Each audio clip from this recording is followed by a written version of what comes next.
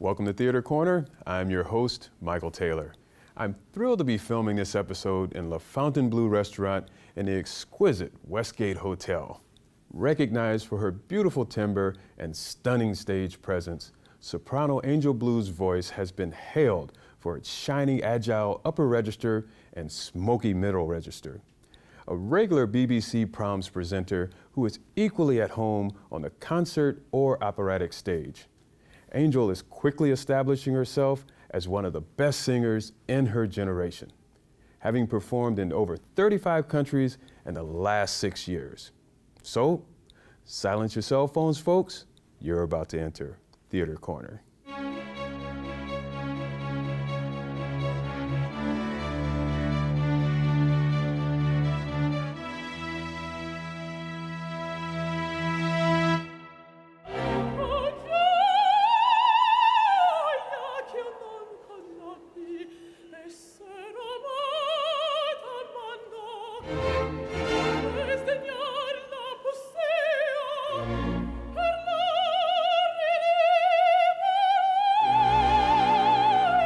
Welcome, Angel Blue. Hi. You're so very welcome to be here at Theater Corner. Thank you for coming. We're celebrating here with a little bit of champagne. Yes. Welcome to San Diego. Thank you. Thank you for having me here. All right, we got quite a bit to go through.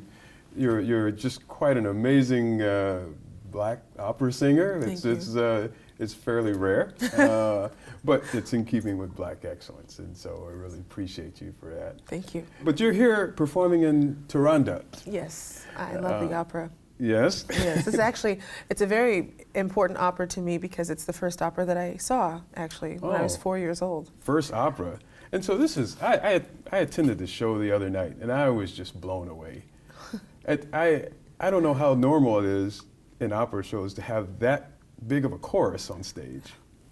How different is that, or is that normal? I don't know.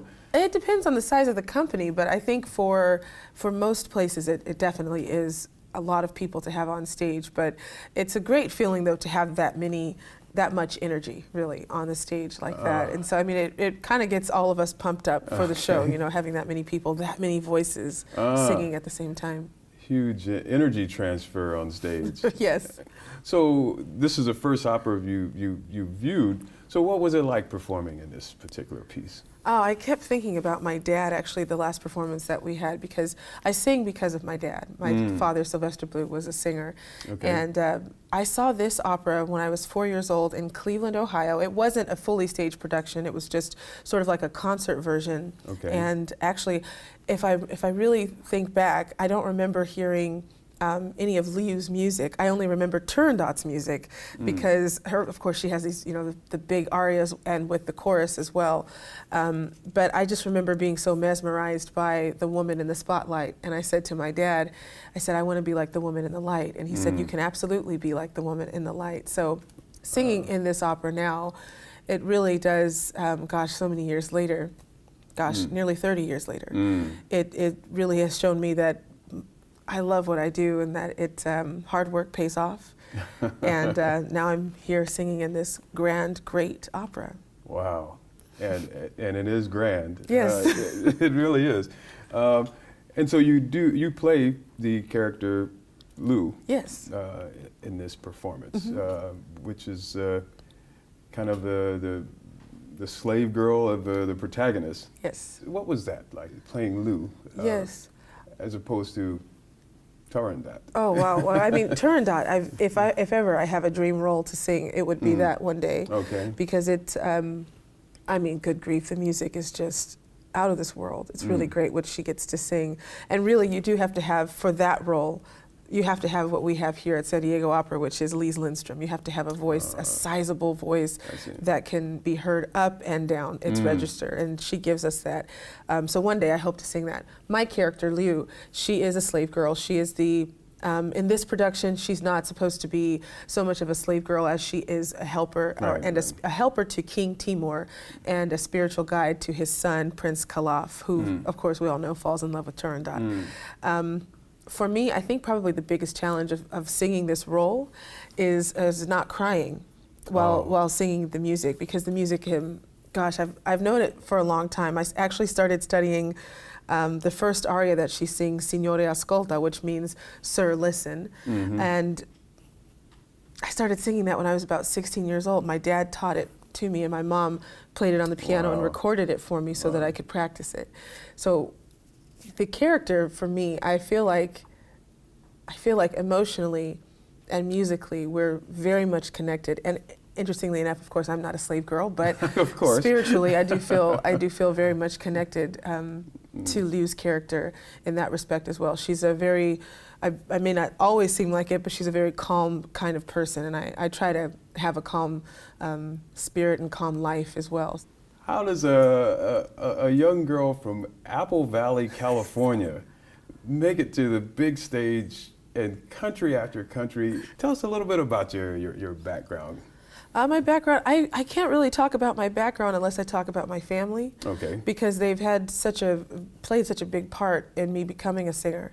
And I mean, music was always in the home. So I grew up hearing, Jussi Björling and Pavarotti and Placido Domingo and all of the great old opera singers, Enrico Caruso, Luisa Tetrazzini. My dad had all of these records, and I'm sorry, I don't remember the name, the smaller one. 45s? 45s. My dad had all of these, and he had an old player, so he would play them in the house.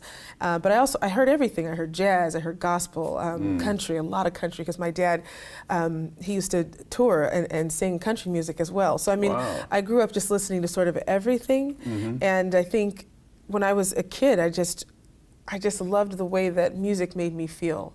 But with opera, I think I felt like, there's acting in it, and there's, the ballet is incorporated into it as well. There were so many different facets of the opera singer that I enjoyed, and opera performances that I like to see. So it just sort of, it bit me when I was 4, and it just kind of stayed there. I've never really desired to do anything other than sing, and I'm very blessed to be able to say that that is my profession. Incredible. Really, it's quite incredible. And so you went to school in LA, actually. I did, yes. I went from high school, the Los Angeles County High School of the Arts. I went to, my undergrad was at the University of Redlands, and then I went to do my master's degree at UCLA. The high school you went to was it wasn't just any high school. You went to the prestigious Los Angeles County High School for the Arts. Yes. How much did that affect you? I mean, starting off, was it an extra boost, even more enthusiastic about it? Absolutely. It was great because I was from a small town. I'm from Apple Valley, and the performing arts were definitely a part of my life growing up in Apple Valley.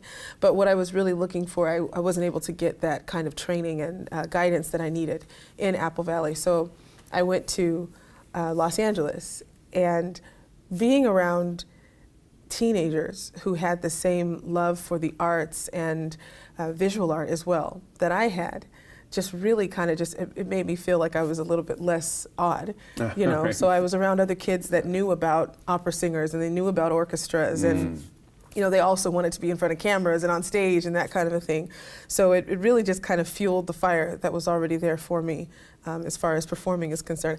I have to be completely honest when I say that I think had I not gone to that high school, I don't know that I probably would have felt as strongly in the arts, or more specifically for opera, like I do right now. Interesting. Because those formidable years, those 3 years of training and just doing, it's like it's kind of like college football, if I may. Like we go and we watch these college football games. My dad likes college football, so that's why I talk about it. And he would say that it's nice to see those guys play because they're really doing it for the love of the game. They really love it. It's not about a check. It's not about, it's not about anything like that. And it's that joy that you get from being young and really falling in love with something and having your peers encourage you and feel the same way. That just sort of, I don't know, it sparked my interest to just keep going in the art form. And actually, most of us who went to the school are still in the art world today. Incredible. So you left high school, then you got a bachelor's of music. Yes. From the University of Redlands. Yes.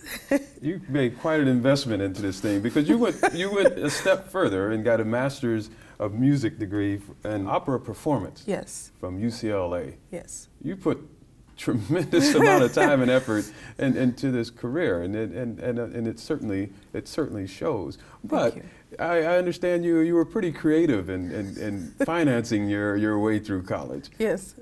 Tell us a little bit. So you participated in pageants. I did, yes. I did beauty pageants for about 6 years. I started doing pageants when I was 18, and I finished competing when I was almost 25. And wow. The reason I did pageants was because I have 3 older sisters, and my parents had saved for college for all 3 of them. And by the time it got to me, my mom said, "Angel, we have to think of something to help you get through school." And I was like, "Well, what am I going to do?" I don't want to have all these crazy student loans, but I grew about, my last year of high school, I grew like 2.5 inches or something. So I'm 5'11" and a half. Well, not say 6 feet, but 5'11" and a half. And my mom said, what do you think about doing beauty pageants? And I was really kind of rude to her actually about it. And I said, "Mom, look, if I'm supposed to do a beauty pageant, then tomorrow when I go to school, somebody's going to hand me some application to do a pageant." And I was kind of snooty about it, and she looked at me and she was like, "Don't tempt God." Anyway, I went to school and somebody actually handed me a brochure, and it was about a pageant. So pageantry funded my way through college and through my master's degree. That's really quite amazing. And so one of your significant mentors, Placido Domingo. Yes. How fortunate were you? I mean, that's really quite amazing. How did that come about? I really don't know. I truly can't say that I know. I'll say a really quick story. My dad was basically, and still remains to this day, even though he's passed away. He's been passed away for 10 years. He's always been my mentor. And my dad loved Placido Domingo, Pavarotti, and Jose Carreras. They were the 3 tenors. Okay. So my dad was training me and teaching me all of these arias and such. This was in 2006. And I was at UCLA at the time, and I was coming in from a different background because a lot of the students who came to UCLA had come there from a conservatory setting. I never went to a conservatory. I actually never got into a conservatory. So my dad was trying to sort of help me play catch up in a way. And I was invited to audition for a young artist program at the Los Angeles Opera, and I didn't get in. And so I was really, despondent and down about that. And so my dad said, "Don't worry, we'll work hard. We'll learn the right arias and get your languages together." And so we worked really hard. And this was around, probably November of 2006. And one of the woman who was running the program at the time, the Young Artist Program, came to UCLA. She met with me, gave me a master class, and she said, "Listen, in 2 months I want you to sing for Placido Domingo." And she said, "You're going to sing Senza Mama," because that's what I had on my list at the time, which is sort of inappropriate for somebody who's 22 years old to be singing that aria, but whatever, that's what I had. And I sang that in 2 other pieces. And so I was working on these pieces. And my dad said, "Angel, when you meet Placido Domingo, he is going to love you. He's going to love the way you sing. He's going to love your personality, and it's going to be great, and you will get into that program." And I said, "Okay, Dad, well, I hope so, And he said, "No, you have to believe it." And I said, "You're right, I will get in. I will." So December 31st happens. My dad passes away. Wow. And 2 months, almost 2 months to the day that he passed away, I sang for Maestro Domingo. Maestro Domingo said, "I love your voice. I love your personality. Do you want to be in the Young Artist Program?" Wow. So from then on, I feel in a way that, I believe that our steps are ordered. I do. And I believe with all my heart that there was, in a way, my dad gave the torch, the baton or whatever, to Maestro Domingo, and was sort of like, take care of my daughter. And since then, thank God, I've had a wonderful relationship with him and his family. And, whenever I have a question about a role or what I'm singing or anything, I can email him and ask him, do you think this is right for me? And he'll be brutally honest, yes, you should do this, no, you absolutely should not, And I greatly appreciate that because I understand that so many people, I'm very fortunate because so many people in this profession, in every profession, but particularly in the arts, are looking for work, and I've been so blessed to have consistent work and to be led and guided by people who are, as Maestro Domingo is, legendary in this career. What was Maestro Domingo's advice to you about singing abroad? He was all for it. All for it, because I wanted to stay in the States. I actually got accepted into the Metropolitan Opera's Lindemann Young Artist Program. At the time, it was called the Lindemann Program. That was in 2009. And I told Maestro Domingo about it, and I mean, I was so excited. I was like, oh my gosh, the Metropolitan Opera, you know, this is the pinnacle of opera houses. And Maestro said, I don't think you should do another program. And I said, really? So he said, don't do another program, go to Europe. So from there, I did the operatic competition in Hungary. I received second place, and then first place in Zarzuela, because I had studied Spanish before. So he said, what do you think about going to Spain? If you need, if you need another young artist program, do one that's outside of the US. So I went to Spain and moved there to Valencia, Spain, and was there for just under 2 years. And he was all for it, and it really, gosh, going to Spain really opened my eyes to what opera actually was. Okay. That it really had this is an interesting way to say it, but it really does have a voice in Europe. You know, people know about it, people are familiar with it. It has a culture of its own. And they know the words. They do know the words. They do know the words. Thank goodness for Torrendot, they put the translations up there. Yes. Which, I don't know, I have mixed feel about that. Sometimes it could be a distraction. It takes your eyes off the performers. But it's useful to follow along the story if you're not familiar with it. Yes. Very good. And so you, as I mentioned, you've performed in over 35 countries. Yes. I recall some of the old jazz players like Louis Armstrong and such. They would travel over to Europe and perform, and they had a different kind of reception than they did here in their own home country. You know, perhaps a bit more appreciated, especially for their craft. So what was kind of your experience, you know, starting to perform over there? Was it any different than performing in the United States? I think for me, I don't really know. I'm just learning what it is to perform in the United States, because I've been, for the last 8 years, I really have been in Europe. Right. So last year I sang Violetta in Seattle Opera. And then I went to, later in the year, I made my Met debut, and now I'm in San Diego. Then I go to Portland. Wow. And I'm excited to be in the United States. It's great to be home. So I'm really just learning what it is to sing in the United States. For me, what I learned singing in Europe was just that. It is very different culturally, because people are so familiar with the pieces. They're so familiar with the operas. They've heard, you know, everything from the great to the good to the bad to the ugly, horrible, whatever. So they're definitely, I feel, because it's more, I don't want to say accepted. There's more of an, and I mean this with all respect to the United States, there's more of an appreciation for classical music in Europe. Right. And maybe that has to do with the fact that, you know, it came from there. I don't know. It's part of the fabric of the culture, perhaps. Exactly. It absolutely is just that, part of the fabric of the culture. I do know that when I started singing bigger roles in the companies over there, I sang Mimi at the Wiener Staatsoper, and also Mimi at the Dresden Symphony in Germany. I do notice that what people first recognize about me, it's not my color, it's not that I'm a woman, it's that I'm American.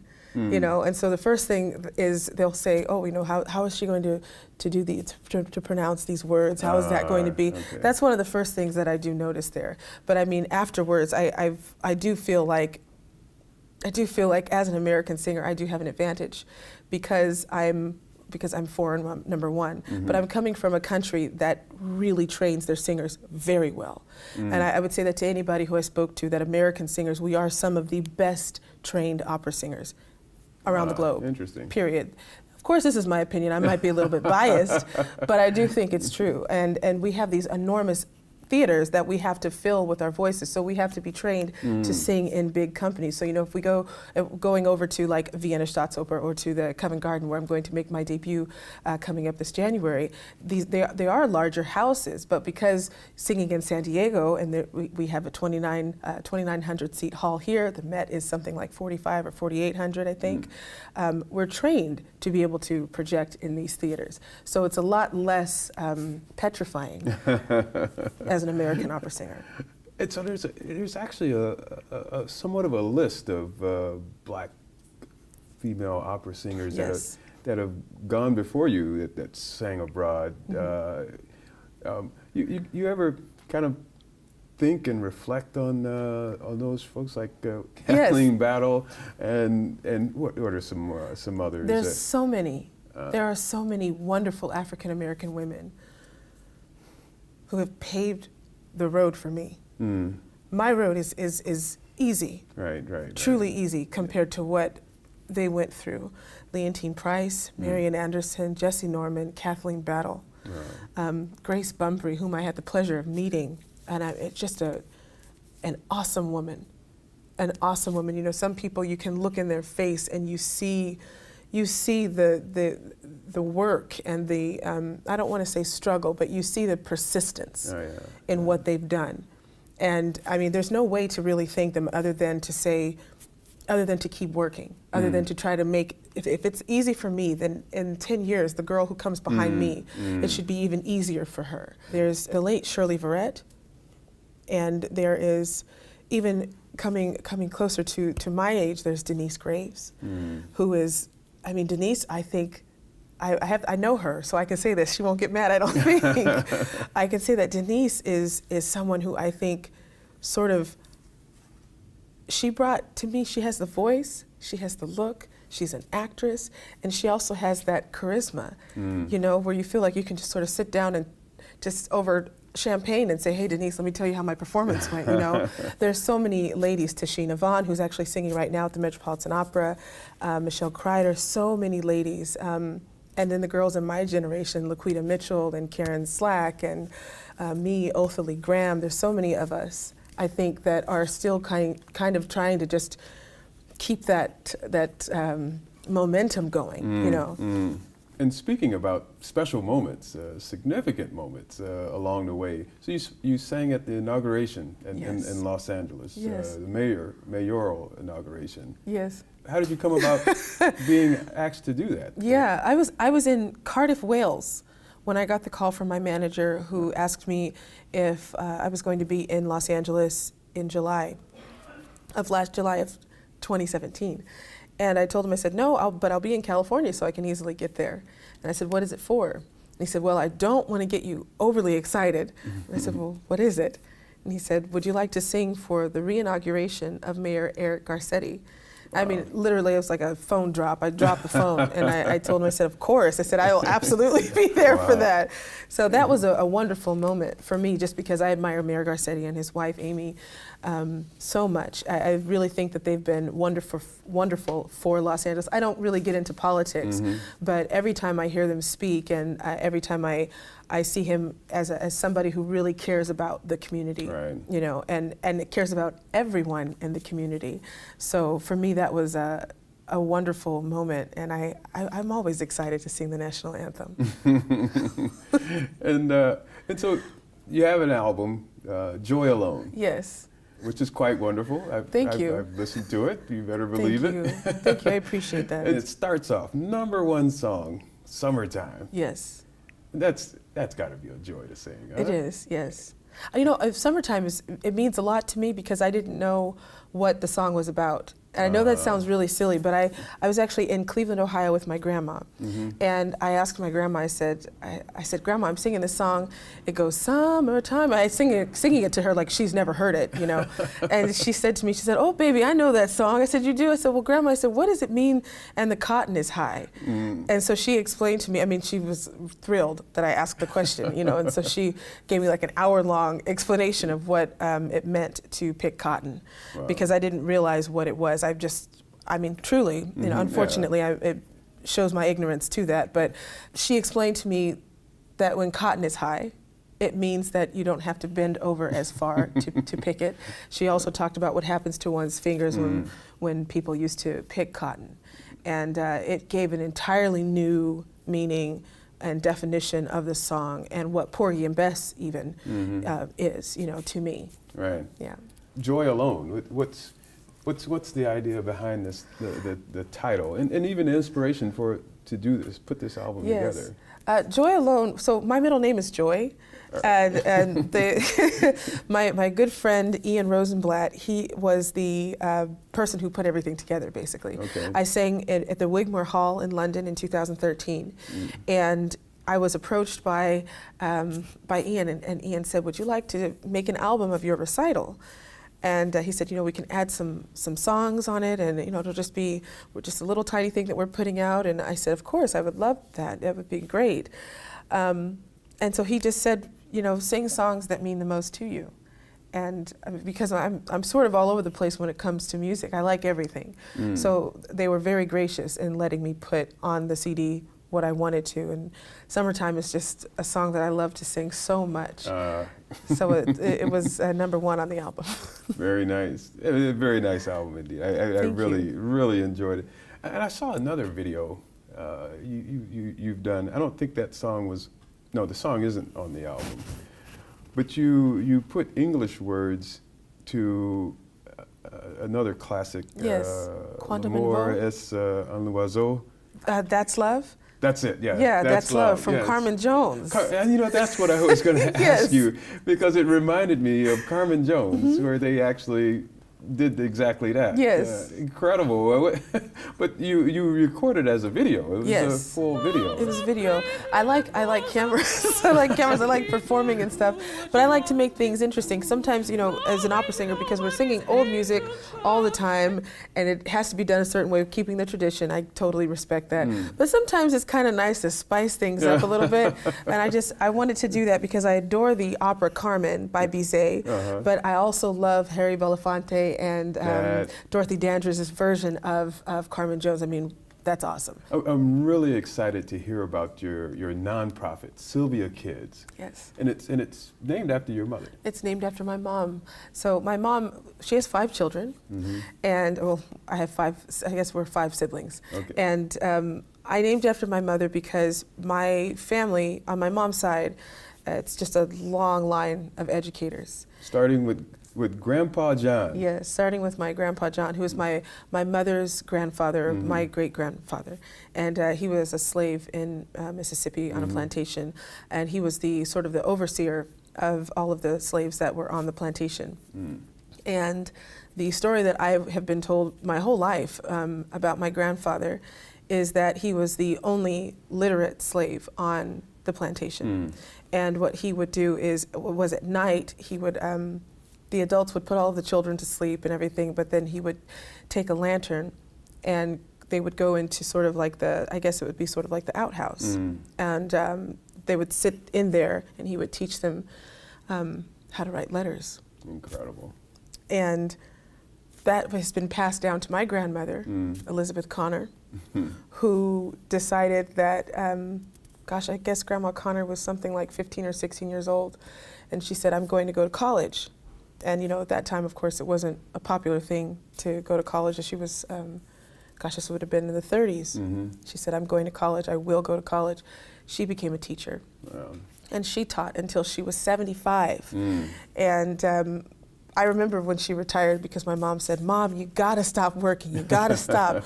So she retired being a teacher, and my mom, we're trying to get her to retire now, but she is a teacher. So I love the fact that my family has always been really motivated to encourage other people to live their dream, really, whatever that may be.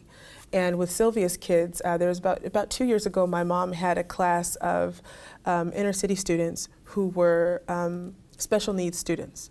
And so they needed a lot of attention with learning how to write. Some of the students didn't know how to write their own names. And so my mom decided that what she was going to do was take the class for the next 2 years. So she's still currently with these students. And last year, there was a young lady who, I mean, her story is amazing. She had a 1.5 GPA, which, as we all know, is very low. Yes. And she was failing some classes, completely uninterested in graduating. And my mom started talking to her, telling her, Akuria, did you know that you can do anything that you set your mind to? Do you know that you really can achieve your goals? And this young lady said, well, Miss Blue, I would like to try, but nobody in my family's ever ever graduated from high school, so why should I? So my mom started working with this young girl. And I started talking to her over the phone. And I started telling her, whenever you feel discouraged, call me. I don't care if I'm in Germany, I don't care where I am, call me. Send me a text message, whatever. So my whole family sort of just really got behind her, rallied behind her, and encouraged her. And this young lady is amazing. She said, I've always liked teeth. I said, really? And she said, yeah. She said, you think I could be a dentist one day? I said, absolutely, you could be a dentist.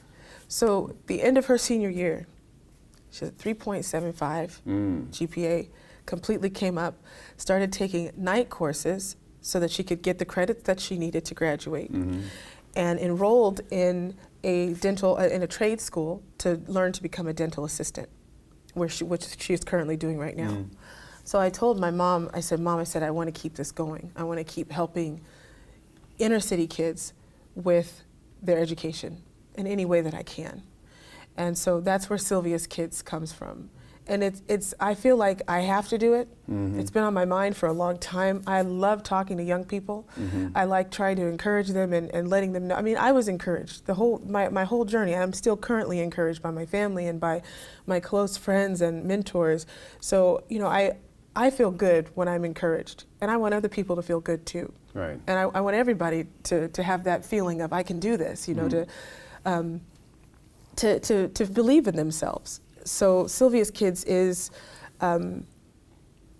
it's a blessing. I get that it's a nonprofit and that people like hearing about nonprofits, but more than that, it's about the students and about them knowing that no matter what your circumstances may be, your circumstance doesn't have to define you. It should inform you, certainly, but it doesn't have to make you who you are. My mother, if I may really quickly, my mom grew up in what people would consider the ghetto, and she said, Angel, I didn't want y'all to grow up like that.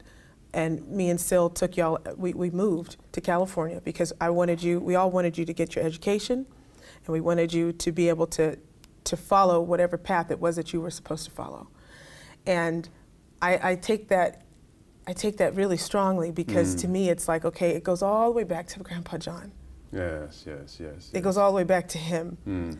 And I think and I hope that he would be proud of his great-granddaughter, seeing what he did and what he went through and trying to pay that forward. Well, I'm tenfold inspired from since we first sat down here. Thank you. That's a really blessing. Incredible.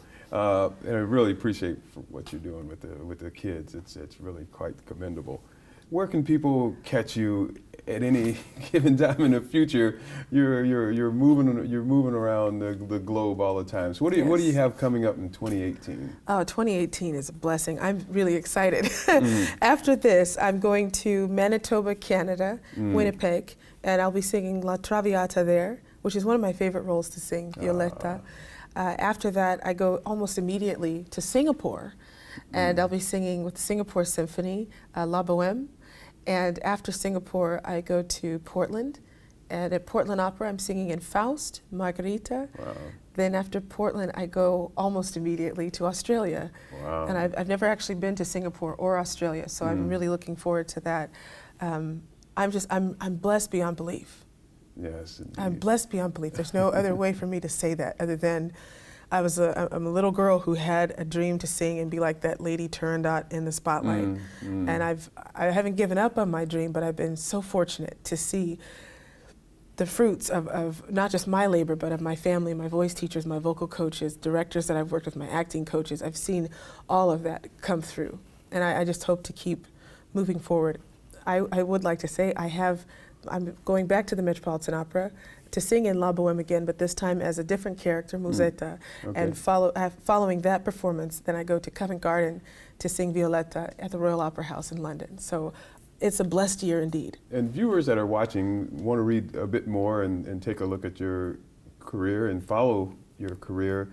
You have a website. Yes, my website is my full name, angeljoyblue.com. All right, and you're on all the social media too, so they can find you on Instagram. On Instagram, Twitter, and Facebook. And Facebook. Yes. Okay. That's awesome. Yes, and I like talking to people, so if they want to talk, I'm always there to talk. Beautiful. No, I saw, because I follow you on Instagram too. Thank you. And, I did see you post before the performance on Tuesday, I think it was. And then you were in costume. Yes. And you were broadcasting live on Instagram, talking about what it was feeling like before the performance. And I thought that's phenomenal. It's magnificent, you know, you reaching out and just sharing. And one of the questions, someone asked a question while you were filming. Yes. Asking for advice about yes. how she can get started singing opera. Yes. I thought that was so cool. And you were very kind. Yes. I mean, you're getting ready to perform, and you took time to actually give her some advice about sort of how to get started. Because I think that if that were me, I would want somebody to respond to me. And so she did. She asked what she should do to get started, and I just told her that she should definitely keep practicing, right. and then find out what kind of music she wants to sing, what it is. In opera, we have this thing, actually, that the Germans created, and it's called Fach, F-A-C-H. Okay. And what it means is it's basically just like, I don't want to say class, it's sort of like what kind of box do you belong in? So for me, my voice teacher says I'm what we call a lirico spinto, which is a lyric. Spinto in Italian means pushed. So it's like a full lyric sound, so like a full sounding voice that when I sing up high, it's pushed. So what I was the advice I was giving to her is find out what Fach you are. And that's actually for me, and I think probably most singers, that's probably the hardest thing to do, because one doesn't really know what they're supposed to be singing until they're older. You know, when your voice kind of finally settles. So that was the advice that I offered to her, was to find out what, really where she belongs. We all sort of belong somewhere in music. Like for me, I love Puccini, like this opera Turandot. I like anything Italian, so. Very nice. Well, I want to thank you again for coming here on Theater Corner, and keep doing what you're doing. Your father's wonderful gift to opera. Oh, thank you. And I really appreciate you. And so we got a bit of drink to finish yes, here. Yes, we do. here's to an incredible opera career during 2018. Thank you so much. And thank you, viewers, for tuning in to another episode of Theater Corner, and we'll see you next time.